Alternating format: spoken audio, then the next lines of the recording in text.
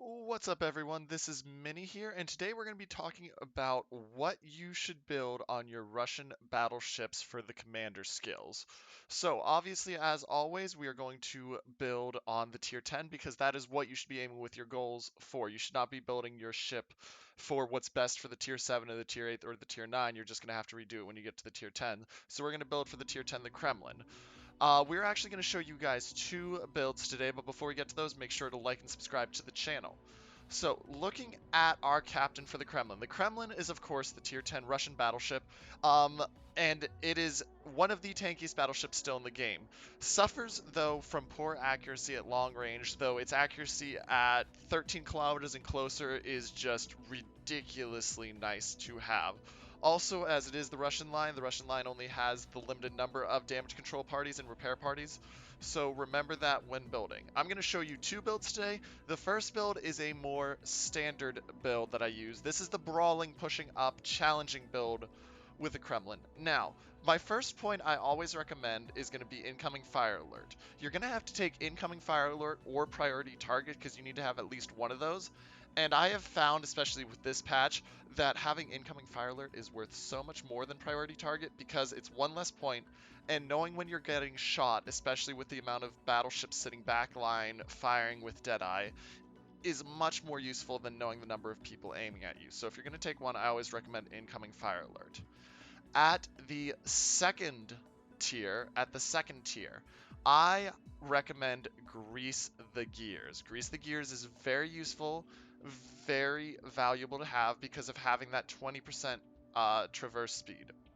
Without Grease the Gears, you have a traverse speed of currently 34.5 seconds as we look at it. Now that is because you are most likely taking in the last slot the reload module that allows you to get the quicker reload, but you pay for it with the slower traverse speed. So we go from 34.5 seconds by taking the skill to 28.7 seconds. It's a 6-second difference. That is massive if you're going to be pushing up and challenging anyone. It is massive, just absolutely massive. An additional skill you can consider taking if you don't think you need Grease the Gears is the AA Gunner to have the more damage, but I wouldn't recommend that on the pushing build. I'd recommend Grease the Gears. If we're going to be pushing, Basics of Survivability is a must because Basics of Survivability gives you the quicker fire and the quicker flooding recovery time. And that's a 15% decrease, which means that it goes down substantially. Goes down substantially from where it was. And you absolutely need to have that. Beyond that, at tier 3, I also like to take Adrenaline Rush because I find Adrenaline Rush to be useful for that as you lose the health to have the quicker main battery reload time. Now, I will caveat that with there is a case to be made for taking the enhanced anti-torpedo protection if you're going to push to deal with the inevitable torping from destroyers and CVs that's going to come as you push. But I think pound for pound, while the torpedo protection damage reduction is nice, I mean, it increases our survivability to 56% damage reduction. While that is nice, I think it's worth more to have an Adrenaline Rush. And you say, but Minnie, you have 12 points left. Remember, I'm only at a 20-point captain, so it is 12 points, not 11.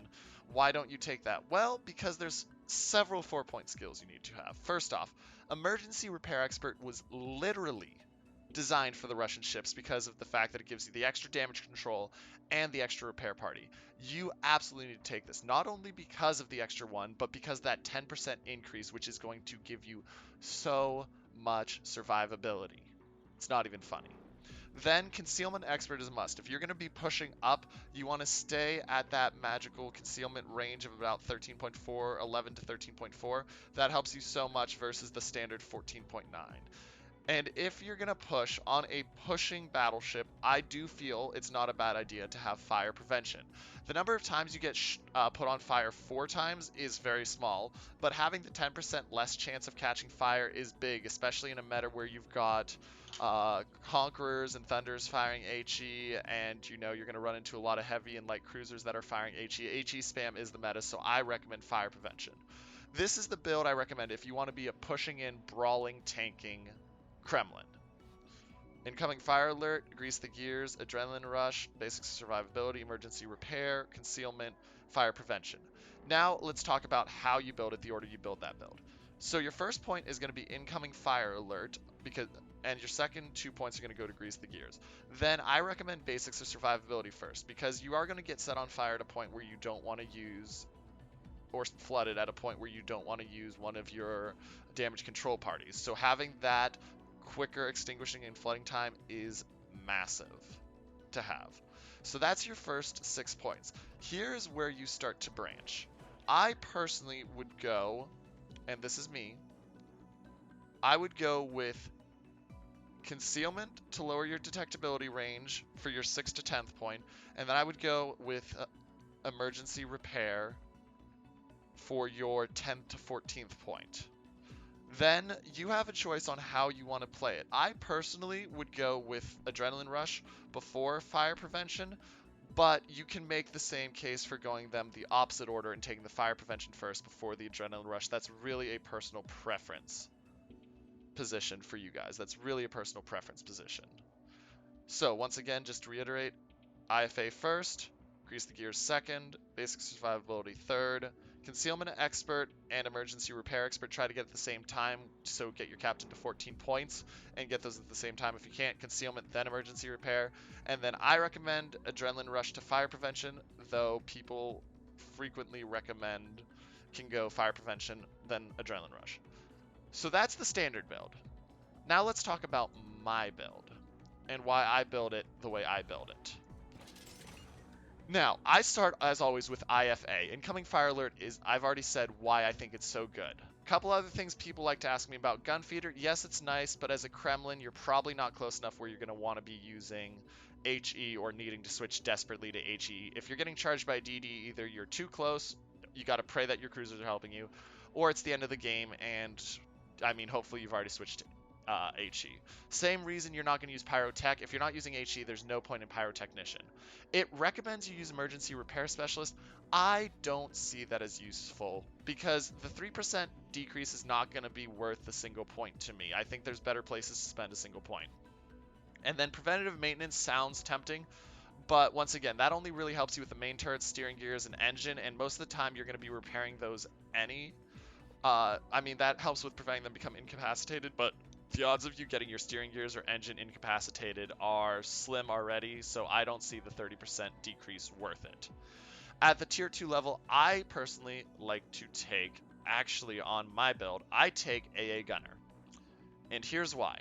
I do not play a close range Kremlin. I play a backline to mid-range Kremlin, which means that for me, while Grease the Gears is very nice to have, I am not at a point usually with me sitting back where I am, where I'm worried about trying to rapidly turn on a close range target. That happens at the end of the games.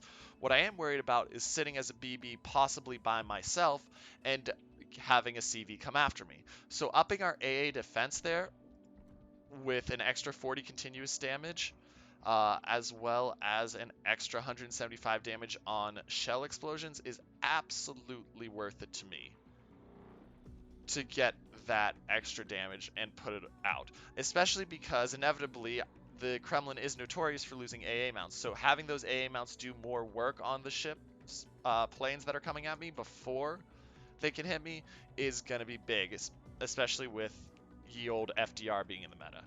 At the third tier, I once again take basics or survivability and I take Adrenaline Rush.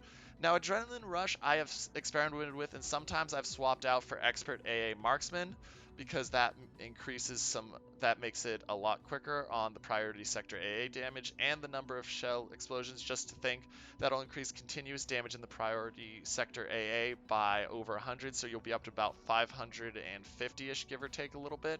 And then on the shell explosions, the shell explosions, having an extra shell explosion is nice. But usually I still want Adrenaline Rush because as I take that damage, one, having the continuous AA damage increase is nice, so that balances out losing this a little bit. But two, having the main battery reload time is big. So you can swap AR for Expert AA Marksman, but I like this. Regarding the other skills, Super Heavy AP is not worth the 30% increase in fire extinguishing time and flooding recovery time. That completely nerfs out what you're doing with basic survivability and makes it even longer. So it's just not worth it to me for 5% damage. Um, the long range secondary battery shells, once again, this is a Kremlin. You're not going to be using your secondary battery that often. It's not worth it. It's not like it's a GK from the German line or a Ohio. And then we already talked about enhanced anti-torpedo protection. Now here's where I change it. The Kremlin, as I said, is notoriously meh at long range engagements. Deadeye changes that, and I know you're going to say, oh, Mini, why are you playing Deadeye? Well, because I don't play Deadeye at 20 kilometers at my max range. I play Deadeye at about 15 kilometers. So that 12 to 15, 12 to 16 kilometers where I'm dealing with the fact that the Kremlin's dispersion gets progressively worse, this really helps with if you're willing to sit back there at that 12 to 16 kilometers. And yes, of course, it does help with the 16 to 20, but I don't like to be out that far. Once again, no point in the secondary battery skills, and then I take Emergency Repair Expert once again to have the extra repairs, and I take the Concealment Expert because, remember, Deadeye works off of no visible hostile ships within your standard detectability range. So dropping my detectability range to 13.4 is massive. Now, with the build, the way I recommend you build this one, IFA, AA Gunner, Adrenaline. So I recommend going IFA, AA Gunner, Basics of Survivability as your first 3. That's your first 6 points. Then, because you're playing it this way, you need to go Deadeye comboed with Concealment Expert as your 6 to 10 and 10 to 14th point. Concealment Expert first, then Deadeye, because Deadeye's useless without the Concealment Expert because there's going to be so many ships within 15 kilometers of you. Then finally, with your remaining points, you take Emergency Repair Expert and Adrenaline Rush. I tend to take it Adrenaline Rush, or actually, I tend to take it Adrenaline Rush, then Emergency Repair Expert for my Deadeye, because if I'm taking damage from a Conqueror and Thunderer at long range, I like to have this more, which seems backwards, you might think, saying, but wouldn't it be useful to have the DCP and the Repair Party? But I like having the ability to fire back quicker, personally. But that's me. So, that's my recommended Kremlin build. Hope you guys enjoyed the videos. As always, if you have any questions, you can catch me on YouTube or most nights when I'm streaming on Twitch. Hope you enjoyed the video. Make sure to check out some others, and don't forget to like and subscribe. This is Mini, signing off.